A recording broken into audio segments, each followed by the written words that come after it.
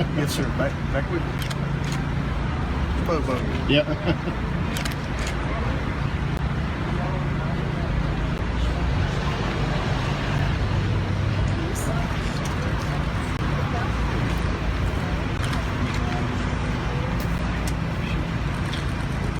Oh well.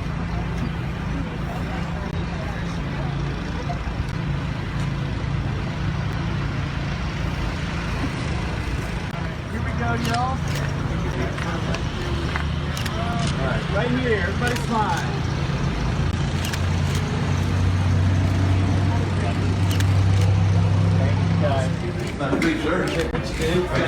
Yes, sir.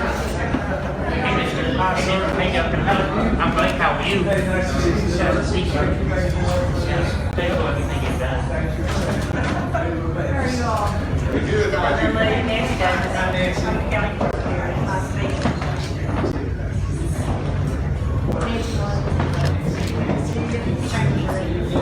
We've been communicating.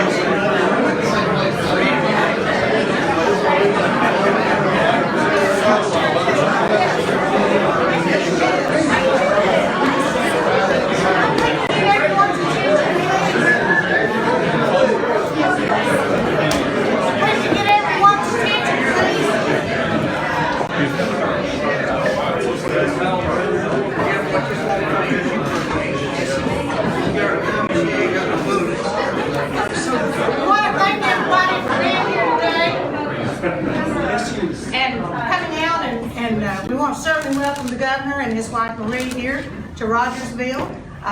It's not the first visit here, but we were across the street the other time, so we're glad to have you here at Hale Springs Inn, 1824 Inn, and hope that after we get through, we might do a little tour. Just want Senator Lundberg, where are you at? Right.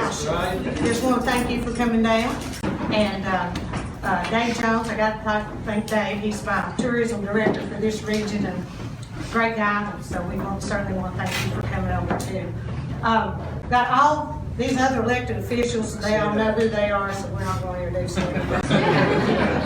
But thank you all for coming out, and we're going to let the governor say a few words, and then you'll have time to spend. Got some great refreshments back here that Joe has fixed.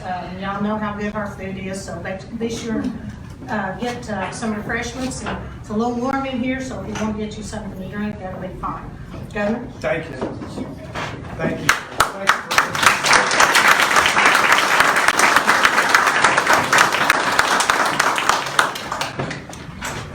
It's a little overwhelming. You know what? This is quite a welcome. And Senator, thank you for being here. Thank every one of y'all for being here. Maria and I, we were driving into town, and you know, we have a few memories from this town. Our tractor broke down right outside of that when we were coming through, and we have our pig and chick stop that we most famously made. It was our first RVs on our RV tour way back when, and we laughed because, you know, when we first started campaigning, we weren't exactly the most well-known people, and we made a famous stop there on one of our RV tour stops, and when we showed up, there was no one there. I told Marie, I said, well, here we are, and there's nobody here. So we'll check this box off, but then we actually had a delightful visit and with some folks from this community, and you welcomed us then, and you're welcoming us today, and it is a little humbling to be standing here, and we're very, very grateful. It's the highest honor I have, Maria and I both have, to serve in the role that we're in. And as I meet local elected officials and community leaders and out here, a part of what we're trying to do as we travel across the state and celebrate our 225 years of statehood. Remembering, and we call it Untold Tennessee, this tour to every county that we've been doing, because it's really about the untold heroes of this state and of the communities in our state that make Tennessee great. It's not the famous people and the ones that are going to be in the history books that make Tennessee what it is. It's y'all, and it's everyone that does their part to serve their neighbor and love their neighbor and commit to their communities. And this is a remarkable community. You have a great historic, you all know that, but there's quite a history in this town of people that have changed our state and country forever and continue to do so. And so we thank you for being here. We're very, very fortunate to be Tennesseans, I'll tell you that. Not just to interact with people like this and America at its finest. This town and these people and this community, we've been in 4 counties today, all up here in this part of the country, which is not only beautiful and spectacular, and it is, but it's America at its finest. And one of the last stops we were at, they were talking about how many people are moving here from out of state into our communities because they see something here that's very attractive to them. And you have made that. You have created that. And people across America are looking for places that remind them that America hadn't lost her way. America is still the greatest place in the world. And they see it when they see Tennessee, when they see communities like this and regions of the country like this. They know it when they see it, and they go. And a lot of them are coming here, and you should be proud of the fact that all of America views our state and our people here as something very desirable, something that used to be, but something that still is here. And so thank you for the role that each one of you play. Pray, I'll say pray. I'm reminded of our stop here that we had a town hall here, and a group of folks that gathered around Maria and I prayed for us early on in this venture, and the Lord has been good to our state, and He's granted us great for this venture, and we've had economic activity like few states. We're one of few states that had a strong economy in the middle of the pandemic. We're the lowest tax per capita state in America. We're the lowest debt per capita state in America. We have surpluses like a few states in America, and what that means is we get to invest taxpayer dollars. So it's my job to create a budget that I think is mindful of your hard-earned dollars that are taxpayers' dollars, and we're trying to invest it in ways that we think are going to impact. And Senator Lumberg can certainly attest to this because we work together to create that budget in ways that will impact communities like this. Rural broadband expansion, CTE educational expansion, vocational, technical, and agricultural education.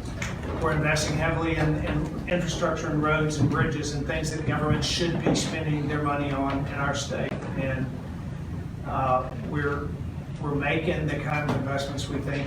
Public education, we just made a historic investment in our state's K-12 public education system.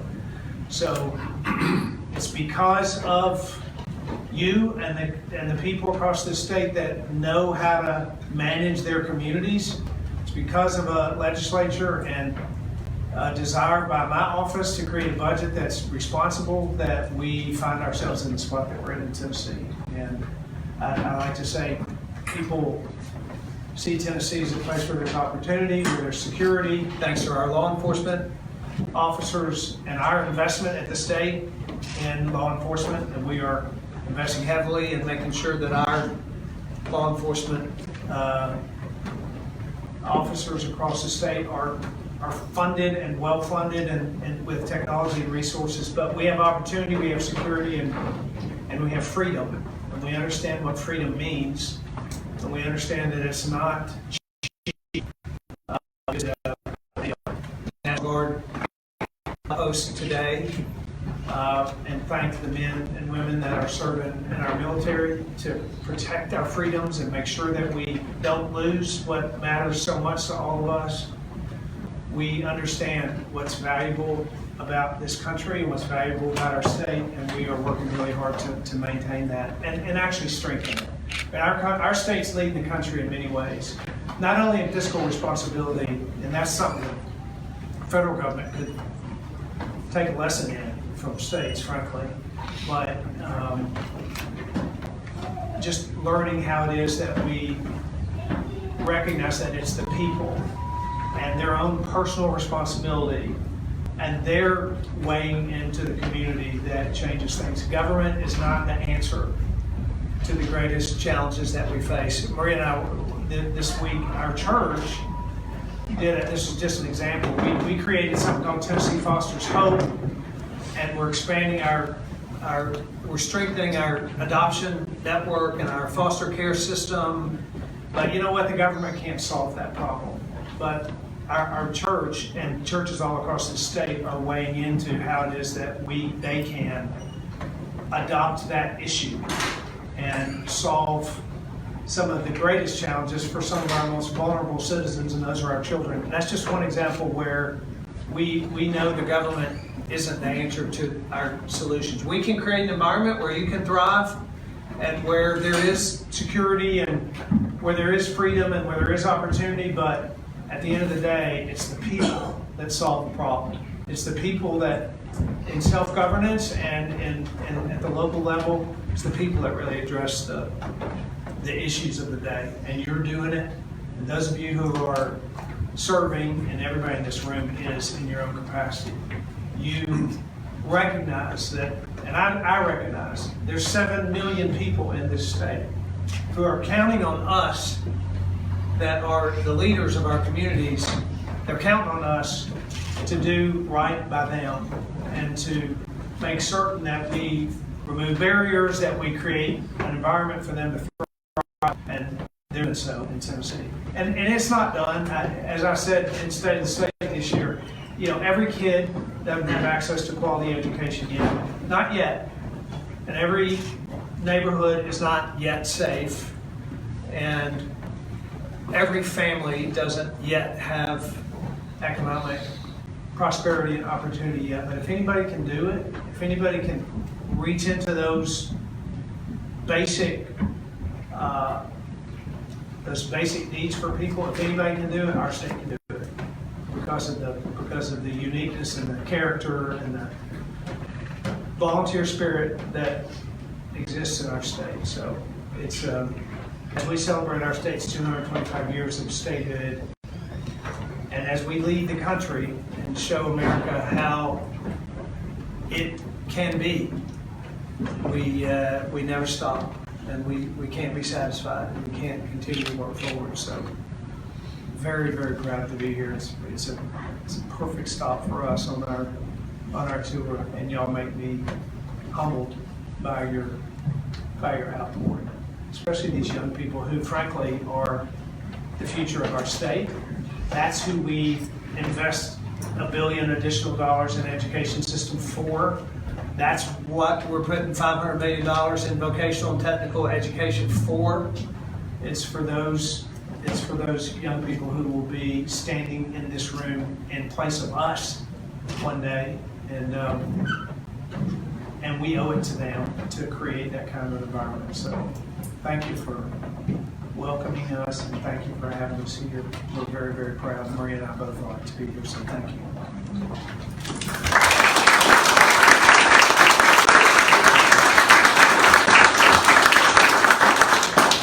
I wouldn't normally do this, but I will in this crowd because I'm so intrigued and appreciative of you coming out. But I'm happy to answer a question or two. We're going to do a tour of the hotel, and I'm familiar with this hotel by knowing its history, but I'm kind of looking forward to seeing it. But I'm happy to take a question or a comment or two from anyone that wants to.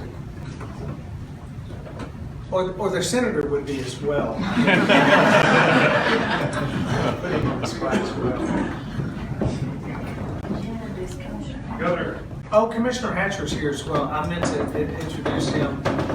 Our Department of Agriculture Commissioner, Charlie Hatcher, is with me. We've toured around actually we went to an ag-related business today in an adjacent county to talk about small business in rural communities. You all know that rural economies are incredibly important to me. I hesitate to bring up executive orders that have become such a, I've written about 90 of them and through the pandemic. But executive order number 1 required every department of state government to deliver to me a strategic plan on how that department, and there's 23 departments in the state, on how their department would set out our distressed counties and our at-risk counties. So every department of the state created that strategy plan for me. Rural counties matter a lot to me. If we're going to have a strong state, we can't just have a booming Nashville and a prosperous Chattanooga and a Memphis that's seeing economic activity. We got to have rural counties that are prosperous, and we got to make sure those economies are strong. So Charlie and I talk a lot about the ag industry, which is the #1 economic industry in our state, and how it is that we can strengthen it. He's traveling with me today as well. So, any questions? Yes, sir. Question and a comment and a compliment. Hawkins County Schools, I wanted to thank you for your focus on CTE and vocation. It means a lot to our community. It means a lot for our students to be prepared not only for college if they choose to do that, but also career. And I wanted to say that I appreciate you putting your money where your mouth is and your promises and for keeping that. I've been here about 3.5, 4 years, and I've been very blessed to be supported in a state that allowed us the opportunities to make decisions to stay open during COVID, to make local decisions where it impacted our students and offer the best success opportunities for them. But I think that our future hinges on our ability to provide for the infrastructure here in rural Tennessee. And I wanted to thank you for putting that investment into CTE and for allowing us to make those decisions to put students into internships, work-based learning opportunities, and to make sure that they're prepared for whatever their decision is post-high school. So thank you. Yeah, my background is in HVAC and plumbing and electrical business, and I worked with skilled tradespeople my whole life, and I recognize the giftings that they have and the lack of focus that our education systems in this country have traditionally put toward CTE and vocational education. We've gone at it hard in this state for the last 3 years, and we were in Union County this morning to tour their CTE program. We're building a TCAT in that area. It's a spot where there is no TCAT for a big region. Those kids really have no access to that. We're looking for the places where we need to make those biggest investments, but like I said, we put $500 million in this year's budget. That's gonna, on an average, that's gonna put $1 million in every high school and $500,000 in every middle school and every school in the state. It won't all play out exactly that way. We're trying to figure out the best way to spend those dollars and to have some even strategies for working together, districts working together. But yes, sir, I said we ought to change the way high school looks in Tennessee, and I think we're doing that. And I think that over the next 4 and 5 years, we're going to have changed the way it looks. And I just met a bunch of students. I had a little round table with them today. Auto mechanic, ag, cosmetology, mechatronics. These kids are excited about what they're learning, and there's opportunity waiting for them. And it wouldn't have been there if they had for some of them, it wouldn't have been there if they had not had that opportunity. So thanks for your commitment to it too. It takes, we can fund things, but the local level has to really engage and make it happen. So thank you for doing that. say very quick, is in Florida with his daughter, who's Yeah. in a competition, and he sends his best, and just want to be here, but sorry. We talked yesterday. Sorry, you got it. Yeah, we talked She went yesterday, out. and I said, you should be on vacation with your family instead of at this event It's a today. great so. competition for them, and they've done very well, Yeah. but he sends his best. Proud of that. And I know your community has we lost a great trooper in Lieutenant Ryan, and I know there's a service for him, I think tomorrow, maybe tonight, a visitation. We can't stay for that, but I have come to love the Highway Patrol, and I have a group of them with me 24/7. I live with the Highway Patrol. I know more about it than I ever did before, but not just the Highway Patrol, but those that put their lives on the line every day. He's a great one, and I know your community mourns that too soon loss for him, but thank you. Anything else? All right, we're going to do a tour. Thank you all very much. And we're going to hang around a little bit, so if anybody wants to, we're happy to share a few comments with you.